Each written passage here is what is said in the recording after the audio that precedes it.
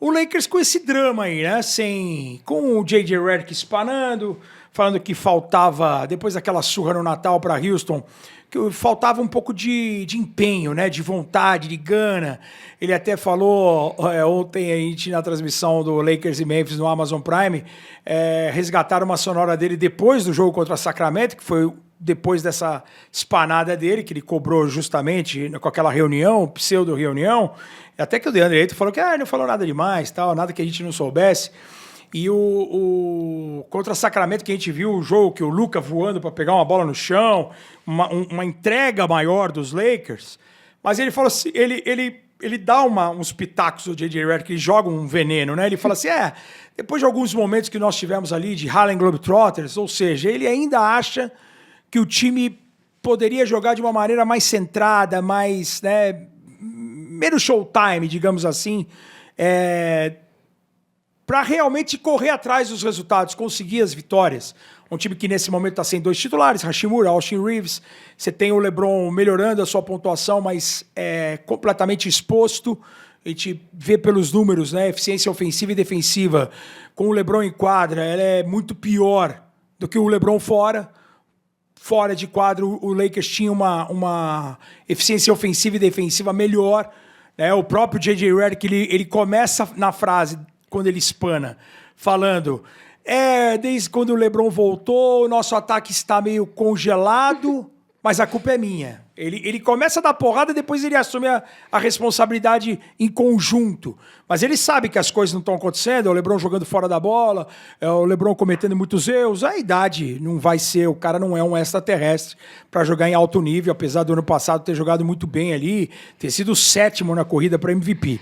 Mas é um Lakers com preocupação. É o Lakers que, se você olha ali, está na 3ª posição, pelo o estilo de jogo, pelo desempenho que tem dentro de quadra, não tem time para estar na 3ª posição. Com muito respeito ao torcedor do Lakers. Cara, você tem ali um Luka fazendo uma temporada para brigar para MVP, os 34 pontos dele ele vai trazer de uma forma ou outra, seja no lance livre, que é o cara que está batendo 12 lances livres por jogo, que eu acho que entraremos nisso já. Que é um número exagerado. E também, às vezes, quando ele joga pro time... Cara, eu acho que é um baita jogador. Eu acho que assim, é que o Luka gosta de ser os holofotes. E a tendência, obviamente, agora é ser o holofote de uma franquia gigantesca. Eu acho o Luka genial, mas eu tenho muitas ressalvas contra o Luka, principalmente no aspecto defensivo. Eu acho que o time ele é exposto em muitas das vezes. E o problema não é nem só ser exposto, assim. Eu também gosto muito do Luka. Inclusive, a primeira camiseta da marca da NBA das Minas era aquela do Haleluca lá. Sim, que eu tenho, inclusive. Eu sou uma grande fã do Luka. Esses dias eu fui comentar sobre a quantidade de lances livres dele no Twitter. E aí, enfim, vem uma enxurrada, né, de pessoas. Mas eu acho que, pra mim, o que mais tem me irritado nessa temporada do Luka, que é excelente, diga-se de passagem, é a forma como ele reclama de todas as faltas que não são apitadas contra ele, e aí ele atrapalha na defesa. Ele já não se dedica defensivamente, mas no ataque, quando uma falta não é marcada e ele acha que deveria, ele simplesmente não volta. Ele simplesmente não volta. E esse é um dos grandes motivos pelo qual hoje o Lakers tem a 6ª pior defesa da NBA. É porque o Luka simplesmente não volta para marcar enquanto ele reclama com a arbitragem. E aí, nisso vem falta técnica, um monte de questões. O Lakers é um time que tá com 0 de net rating. Toma a mesma quantidade de pontos que faz. E aí, você olha pra tabela, não faz muito sentido, né? Acho que te dá uma falsa impressão de que esse time é melhor do que ele realmente é. Mas é porque o Lakers tá 12-0 no clutch.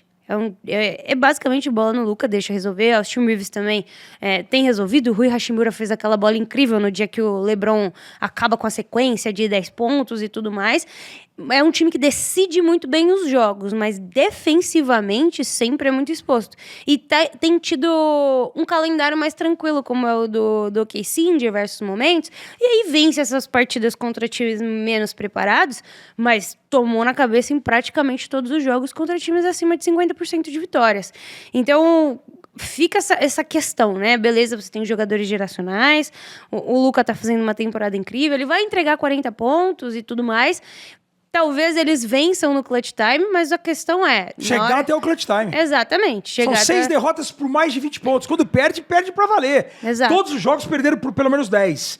E das 11 derrotas, 6 por 20 pontos. Foi o que você falou. Quando pega um time melhor treinado, melhor ajustado...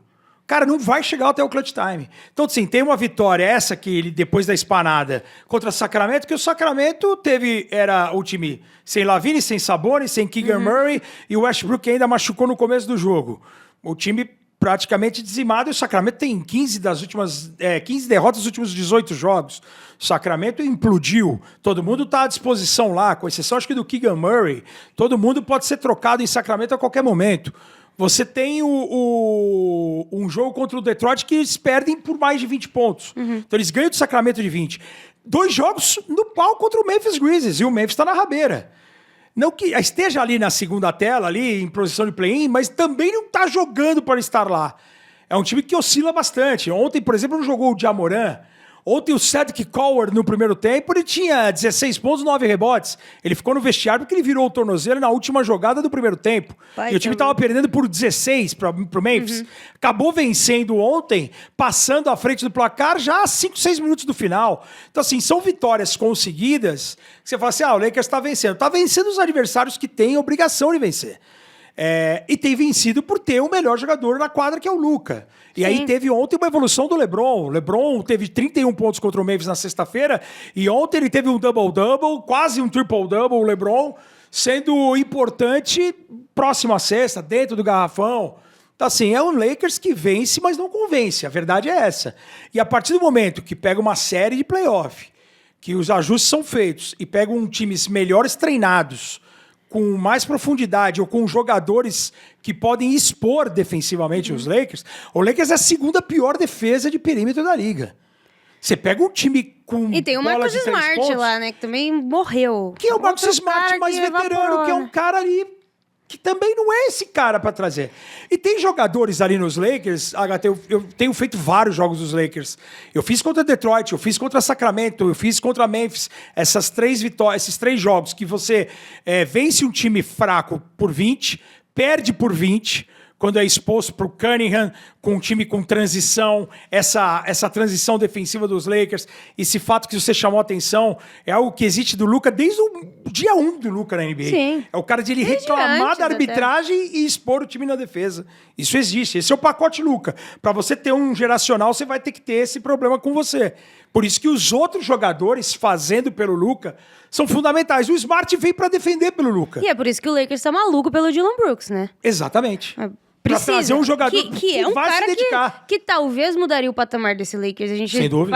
pararia de falar o Lakers como ameaça pontual, porque tem 2 jogadores geracionais, e como um Agora, quem o Phoenix Suns toparia para levar o Dylan Brooks? Se eu sou o Devin Booker, eu ligo pro Matt Shibby e falo, ou você mantém o Dylan Brooks aqui, ou eu tô fora. Porque Também tá acho. de brincadeira. Finalmente o Suns conseguiu Trouxe alguém pra... ser saudável. Ainda tem gente pra estrear, né? Ainda tem jogadores de fora que ainda vão jogar, mas eu não trocaria de maneira alguma se eu estivesse no Suns. Agora, o Lakers, aí já não sei. Hashimura, Vanderbilt, picks futuras. Você abriria a mão do Austin Reeves pelo Dylan Brooks? Se você fosse... Eu acho que não só pelo Dylan Brooks. Talvez eu pediria um pacote maior. Mas eu acho que é uma questão que também o Lakers no futuro vai ter que se Porque preocupar. o Austin né? Reeves, ótima temporada dele, de novo, é um ano de evolução, 26 pontos de média, 6 assistências, melhores marcas na carreira. Mas o Austin Reeves dos playoffs do ano passado, ele foi preocupante.